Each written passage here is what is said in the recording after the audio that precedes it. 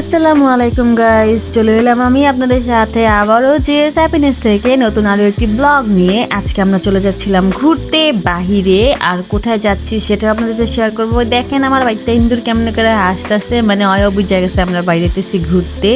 তো যাই হোক, এই জায়গাতে খুশির চোটে নাচানাচি শুরু করে দিচ্ছে। আর এখানে আমরা যেহেতু বাইক দিয়ে যাব, সো মেনটেন করতে হবে আমাদের প্রোটেকশন। আর প্রোটেকশন মানে হচ্ছে আমি আর ভিডিও করতে পারবো না গাইজ, মানে হচ্ছে আমার মোবাইলটা ব্যাগের ভিতরে থাকবো, ওইখান থেকে বাইর করতে পারবো না, বাচ্চারা ধৈরা বইতে হইব, অনেক অনেক অনেক কিছু। তো যাই হোক, এই জায়গায় আমরা এই তো নাচানাচি শুরু হয়ে গেছে আমার পোলার, মানে ও বাইক দেখলে অনেক বেশি এক্সাইটেড হয়ে যায়। তারপরে মনটা খারাপ হয়ে গেছে যখন ওর বাবা বাইকের থেকে নামে ট্রেনে বসায় দিচ্ছে। এখন তো ট্রেন মানে আপনারা জিগাইবেন যে কোন ট্রেনে? ভাই গেছিলাম যমুনা ফিউচার পার্কে, যেটা বাড়ির কাছেই ছিল, মানে দ্বারের কাছেই এখন যাইতে মন চায়, কারণ বাচ্চা কাছে নিয়ে এখন দূরে যেতে ভালো লাগে না, এই কারণে। তো আমার পোলার ওইখানে ট্রেনে উঠেছিলাম, মানে যমুনা ফিউচার পার্কের গ্রাউন্ড ফ্লোরে যদি আপনারা যান তাহলে এরকম অনেক রকমের অ্যাক্টিভিটিস পাওয়া যাবেন। আর আমার পোলার এখানে ট্রেনে বসায় দিয়া ওনার পোলারে উনি হুন্ডায় ঘুরাইতে ছিল, এটা দেখে আমার পোলার মনটা আরো খারাপ হয়ে গেছিল।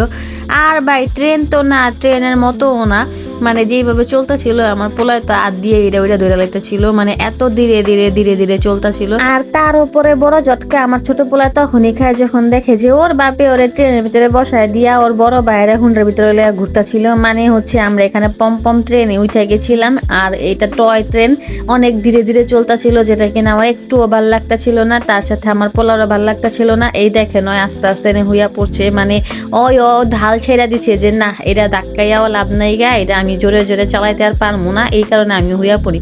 তো এখানে যেন ব্যথা না পায়, যার জন্য আমি হাত দিয়ে রাখছিলাম আমার পোলারে যেন মাথায় যেন বাড়ি না খায়। আমার পোলা একবার হয়ে একবার ওঠে, একবার হয়ে একবার ওঠে, মানে ওই কি করবো, ও দিশাহারা হয়ে গেছে আর কি, খুঁজা পাইতাছে না যে কি করণ যায়। এত আস্তে আস্তে ট্রেন চলতেছে, ওর বাপে এটা কই উঠাইয়া দিছে। যাই হোক, সামনে যায় দেখে যে ওর বাই এখানে হুন্ডার দিয়া ঘুরবার লাগছে, এটা দেখে তো আমার পোলায় আরো শখ খাইয়া গেল গা, তার উপর ওর বাপে দাঁত বার করে বিটকি পারবার লাগছে। তো যাই হোক, এইখানে যেহেতু আমার পোলার এই মনে একটা ট্রেনে উঠাই দিচ্ছে, আমার পোলার এত ঘুরা ঘুরা দেখবার লাগছে যে ওর বাপে কই, ওর বায়ে কই, আর হুন্ডারটা কই, এখান থেকে পাল্লা ফাল দিয়েই চলে যাইতো, আমার যেটা মনে হইতেছিল। আর এই দেখেন আমার বড় পোলা জেনে যায় বাপের মতন ফ্লাটিং করার জন্য এক নাম্বার, মানে মিকি মাউস রোজ ছেড়ে দিল না। তো যাই হোক, এখানে ভিতরে ঢুকে গেলাম, ভিতরে ঢুকে দেখলাম অনেক রকমের বাচ্চাকে অ্যাক্টিভিটিস আছে। এইটা যদি আপনারা যমুনায় যান তাহলে গ্রাউন্ড ফ্লোরে পাইয়া যাইবেন গা।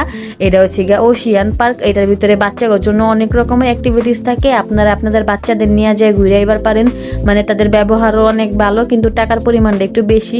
যাই হোক, বড় লোকদের জন্য এটা কোনো ব্যাপার না, আমগো মতন গরিব বলে সেখানে একটা কথা ছিল। আর এখানে আমার পোলা যতবারই আইছে ততবারই বল খালি দেখবারই লাগছে।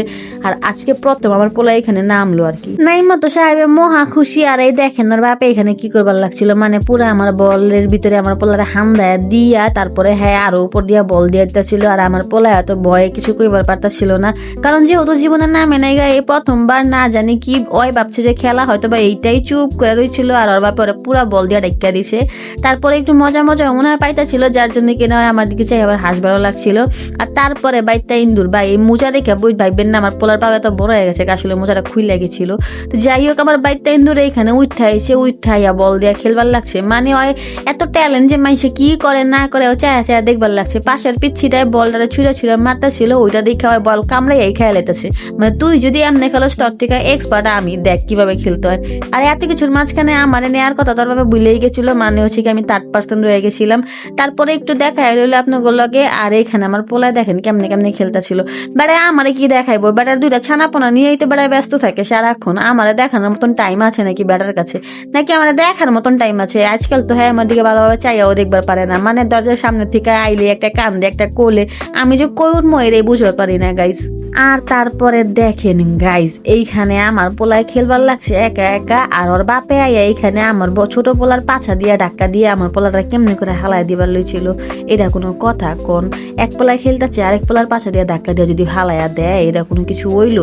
তারপরে তো বাপের মতন উড়াল পঙ্খী লইয়া যেন ঘুরবার পারে, এই কারণে ছোট থেকেই আমার পোলা ঘরে ওর বাপে ট্রেনিং দিয়া দেয় হুন্ডার চালাইবার, মানে আমার বড় পোলায় অলরেডি হুন্ডার চালাইবার পারে আলহামদুলিল্লাহ, ছোটটারে ওর বাপে ট্রেনিং দিতেছে। দেখেন এইখান থেকে শুরু করছে আর ওর বাপের বাইকে গিয়ে থামবো আর কি। মানে স্টার্ট হয়েছে এখান থেকে, থামাথামি নাই কোনো, বাইক চালাইবো এটাই ওর বাপের কথা। তো যাই হোক, এখানে বাইক টাইক সব কিছু ছিল বাচ্চাদের জন্য, আর এটা ছিল আমাকে লইগা, মানে আমরা দেখে এটা অনেক বেশি এক্সাইটেড হয়ে গেছিলাম। মানে সব থেকে বেশি এক্সাইটেড আমি হয়ে গেছিলাম, কারণ এটা খেলার ইচ্ছা আমার অনেক বহু বহু বহু বছর আগের থেকে, মানে বহুকাল থেকে আমি অপেক্ষায় ছিলাম, আর আজকে সেই সুযোগটা পাইয়া গেলাম। তারপরে তো আজকে এখানে স্বর্ণের কয়েন দিয়ে খেলবো, মানে স্বর্ণের টাকা দিয়ে। গাইজ, আপনারা খেলছেন কোনোদিন? আর এখানে আজকে আমার জামাইকে ফকির বানাবো, এটাই হচ্ছে কি আমার লক্ষ্য। তারপরে এখানে ভদ্র মহিলাগো মতন আমি খেলাধুলা শুরু করে দিলাম। আর হ্যাঁ, খেলায় যতবারই সাকসেস হয়েছিলাম আমার জামের মুখের দিকে চাউন যেতে ছিল না, মানে হয়তো হাসতে হাসতে গৈরাগুড়ি খাইতেছিল রীতিমতো, যে এখানে কি করতেছো, তুমি কি চলতেছে, এগুলা তুমি পারো না, তাহলে খেলবার গেছো কি লেগা, হুদা হুদি আমার স্বর্ণের টাকাগুলারে খুয়াইতেছো আর কি, এই কথা কইতাছিল। তারপরে আমার জামাইকে বলতেছিলাম পারমু, আমি পারমু, কিন্তু আসলে আমি জিনিসটা পারি নাই গাইজ, পরে দুঃখের বিষয়। তারপরে আমার জামাইরে খাড়া করে দিয়েছিলাম। তারপরে আপনারা দেখতে পারবেন যে আমার জামাই এখানে কি কেরামতি দেই করছিল। আর আপনারা যারা করে থাকেন যে আপু খালি হুটহাট বাইরে যান, হুটহাট বাইরে যান, আরে আপু হুটহাট বাইরানোর একটা নিয়ম আছে, আপনারা তো পারেন না। আপনাদের একটা টেকনিক শিখাই দিই। টেকনিকটা হইতাছে গিয়া যে যদি হুটহাট আপনারা বাইরে চান আমার মতন, কোনো মেকআপ করতে হবে না, শুধু 20 টাকা খরচ করে একটা মাস্ক কিনা নেবেন, তেলে কাম তামাম। মানে হইতাছে জেনেই যাই, মুখটা ডাইকাই তুই, মেকআপ করার ঝামেলা নাই, কোনো কিছুর ঝামেলা নেই। এই কারণে আমি হুটহাট বাইরেতে পারি গাইজ। তো আপনারা যদি পারেন, আপনারা যদি চান, তাহলে এইটা আপনারা ট্রাই করতে পারেন, ট্রাই করে দেখতে পারেন। মাস্ক পরলে মানে মনে হয় যে দুনিয়ার সব থেকে সৌন্দর্য ব্যক্তি আমি, সব থেকে সৌন্দর্য আমার ভিতরে আয় পড়ছে। আর দেখেন আমার গাইডলাইনের পর আমার চেহারা কি অসহায় বাচ্চার মতন হয়ে গেছিল। আমার জামাই আমার ধাক্কা দিয়ে সরাই দিয়া ওই আইছে খেলতে। আজকে দেখবো বেটা তোর কেরামতি কদ্দুরটি পারোচ, আমি না হয় পারি নাই, তারপরে তোর বালা খেলছি নাকি, এবার আমার গাইজেরাই করি। গাইজ, আপনারা দেখতে থাকেন আমার জামাই কি কেরামতিটা করবার লাগছে এখানে, আর আমি আপনাকে টিপস দিতে থাকি যে হুটহাট কেমনে আমার মতন বাড়িতে পারবেন। আর হ্যাঁ, আরেকটা আপু জানতে চাইছে যে আমার চোখের কন্ট্যাক্ট লেন্সের ব্যাপারে। তো আপু যেটা হচ্ছে যে আমি কন্ট্যাক্ট লেন্স এখন ইউজ করতে পারি না, বিকজ আমি আগে অনেক পরিমাণের কন্ট্যাক্ট লেন্স পরতাম, যেটাতে কিনা আমার চোখে অনেক বেশি এফেক্ট পড়ছে, আর যার জন্য কিনা আমার চশমাও নিতে হয়েছে। সো এখন আমি চশমা পরি, মানে হচ্ছে আমি 4 চোখ, আমি অলরেডি কানা বলা যায়। তো ওই পর্যায়ে আমি চাই না যে আপনারাও কারা মানে লেন্স পরেন তারা এই সমস্যায় ভুগেন, বা যারা পরেন না তারা ওইটা কন্টিনিউ করে এই সমস্যায় ভুগেন। যদিও জানি যে লেন্স যদি পরেন তাহলে অন্যরকমই একটা সৌন্দর্য ফুটে ওঠে সাজের ভেতরে, বাট এটাতে আমাদের অনেক ক্ষতিও হয়।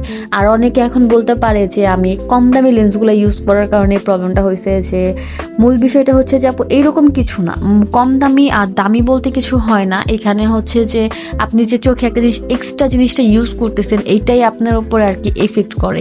বিকজ আমার কোনো লেন্স 1500-2000 টাকার নিচে নেই, তারপর এর থেকে অনেক হাই রেঞ্জের লেন্স আছে যারা পরে, তো আপনি ট্রাই করে দেখতে পারেন একবার। বাট এই লেন্সটা আর কি আমার জন্য অনেক ক্ষতিকর হয়ে গেছে। তো যাই হোক, আমি এরপরে এখন আর কন্ট্যাক্ট লেন্স পরতে পারি না, বিকজ পরলেই আমার চোখে পেইন হয়, প্রচুর পরিমাণের পানি বের হয়, তারপর হচ্ছে বিধে মনে হয় যেমন কাটা এরকম, যার জন্য এখন আমি আর পরি না, আমার প্রবলেম হয়। তারপর আপনারা যদি চান তাহলে ভালো ভালো কিছু লেন্স ইউজ করে দেখতে পারেন।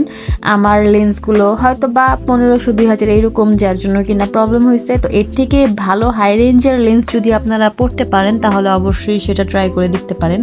তো যাওগা সামনের দিকে আউগা। এবার আমার পোলা পাইনের খেলা দেখেন, মানে ওর বাপের খেলাটা দেখেছেন, আমার কথা কর মাঝখানে ওর বাপে কি খেলারই না দেখাইলো, মানে আমার কাছ থেকে এমন বাপ করে একটা খেলার এটা নিল যে মনে হলো যে আজকে হ্যাঁ সব খেলা ফেলাইবো, আর তারপরে হ্যাঁ ও হিরো হয়ে গেল গা। আর আমার পোলা পাইনের খেলা তো দেখতেছেন, এখানে বাপ প্রতিমিরা খরগোছের ছাউডারে কি বিরক্ত করতেছে।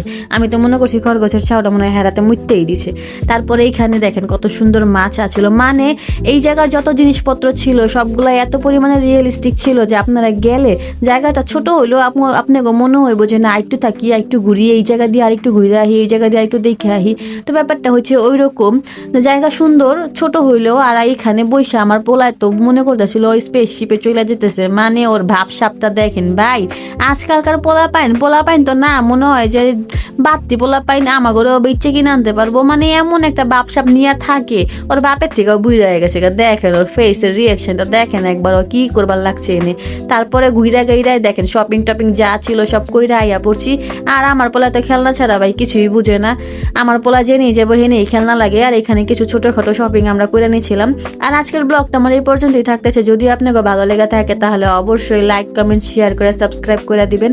আর আপু কন্ট্যাক্ট লেন্সের একটা টিউটোরিয়াল চাইছিল, আপু আপু দুঃখিত, ওইটা আমি পারি না, কারণ এখন আমি পরবারই পারি না কন্ট্যাক্ট লেন্স আপনারা যে দেখাইমু। সো আপু দুঃখিত। আল্লাহ হাফেজ, সবাই ভালো থাকবেন।